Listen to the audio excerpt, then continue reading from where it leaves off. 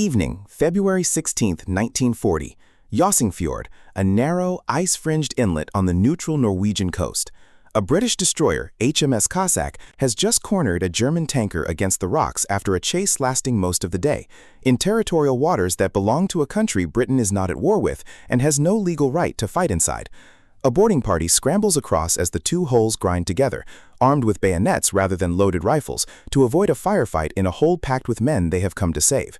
Below Blacks, in the dark, someone shouts down a single question. Is there anyone British down there? 299 voices answer at once. The response that follows, 4 words, becomes one of the most quoted lines of the entire war. Well, the Navy's here.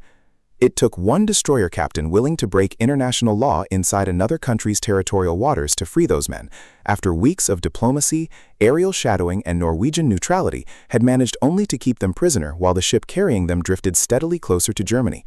The German supply ship Altmark had spent 1939 as the tanker and store ship for the pocket battleship Admiral Graf Spee during her commerce raiding campaign across the South Atlantic, taking aboard the captured crews of merchant ships Graf Spee sank rather than leave them adrift, and holding them prisoner in her holds. When Graf Spee was cornered by British cruisers and scuttled by her own crew off Montevideo that December, rather than be sunk in battle, Altmark had already slipped away from the area and was left to make her own way home alone, carrying 299 British merchant sailors below decks, in conditions the men themselves later described as cramped and increasingly desperate after weeks at sea.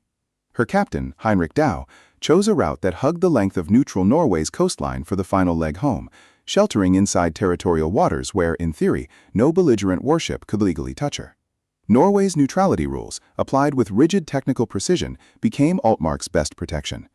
Norwegian torpedo boats, including the Skarv and later the Kell, stopped and inspected her at least twice as she moved south along the coast, and each time accepted Captain Dow's declaration that Altmark was a state-owned naval auxiliary rather than an ordinary merchantman, a classification that under Norway's own regulations exempted her from the kind of search that would have found concealed machine guns and nearly 300 hidden prisoners.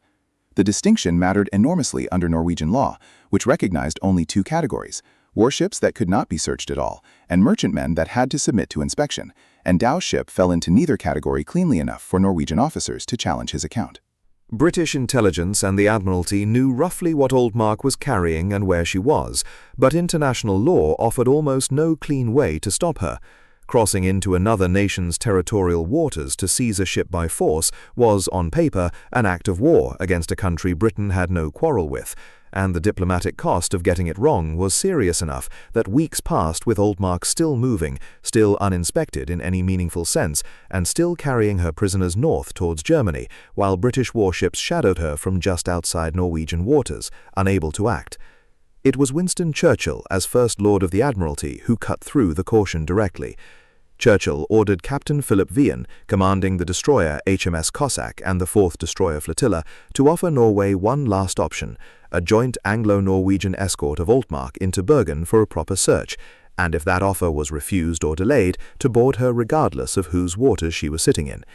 It was a decision made at the political top of the Admiralty, specifically because no officer at sea could reasonably have been expected to make that call alone, weighing the freedom of 299 prisoners against the risk of a diplomatic incident with a neutral state Britain badly wanted to keep out of German hands.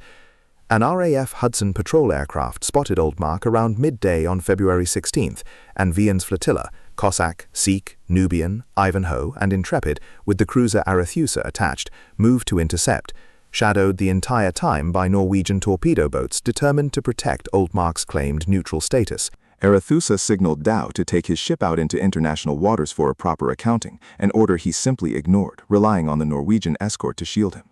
Intrepid and Ivanhoe closed to force the issue, and Intrepid fired warning shots across Altmark's bow to slow her, prompting fresh protests from her Norwegian escorts, but a second Norwegian torpedo boat's sudden appearance briefly distracted the British squadron long enough for Altmark to slip further up the coast. Norwegian officers protested the British presence in their waters throughout the afternoon, but Vian held his ships close as Altmark ran for the shelter of Fjord as darkness fell. Cornered against the ice and rock of the fjord, Altmark tried to maneuver clear and instead ran herself aground. Cossack closed alongside, and as the hulls touched, a boarding party crossed directly onto Altmark's deck, deliberately carrying only bayonets rather than loaded weapons to reduce the risk of indiscriminate firing in a ship whose holds were packed with the very men they had come to rescue. If a rescue carried out with bayonets rather than bullets, inside a neutral country's own waters, is the kind of naval history that keeps you coming back to this channel, subscribing costs nothing and brings the next one straight to you. The fighting on Altmark's deck was brief, close, and largely fought hand-to-hand in the dark with bayonets and rifle butts rather than gunfire. 8 German sailors were killed and 10 wounded in the struggle, against a single British sailor wounded.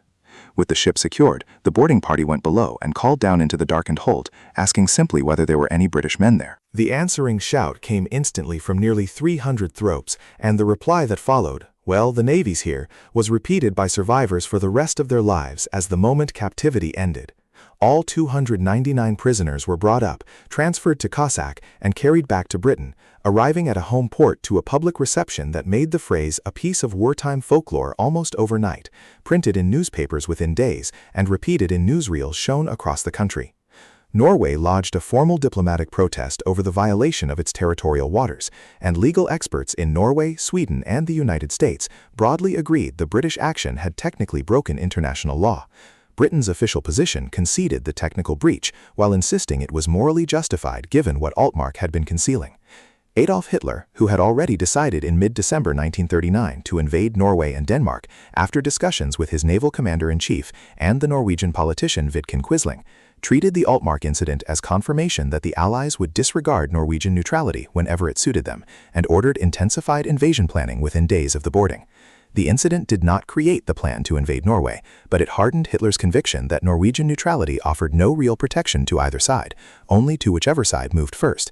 The operation that resulted, Weserübung, was launched that April, putting German troops ashore across Norway within weeks, into the same waters where a British destroyer, HMS Glowworm, would soon fight and lose a very different battle entirely by chance. Captain Vian emerged from the incident a minor national hero, his name and Cossacks now attached permanently to one of the war's most quotable moments, and went on to a distinguished wartime career, commanding cruiser squadrons in some of the Mediterranean's hardest-fought convoy actions, before later commanding naval forces off the Normandy beaches in 1944.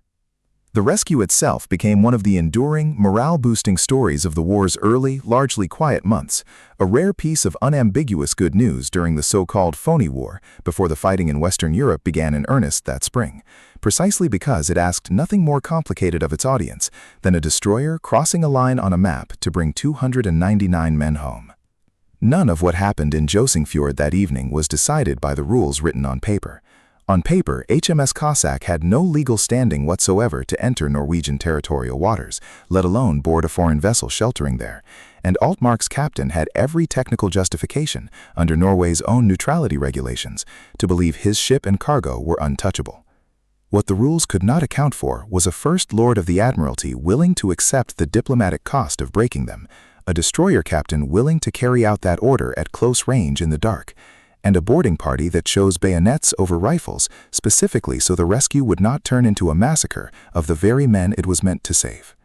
Altmark's claimed neutrality was iron-tight on every document Norway had stamped. It was never built to survive a country deciding that 4 words shouted down a hole mattered more than the paperwork that said no one should be there to shout them.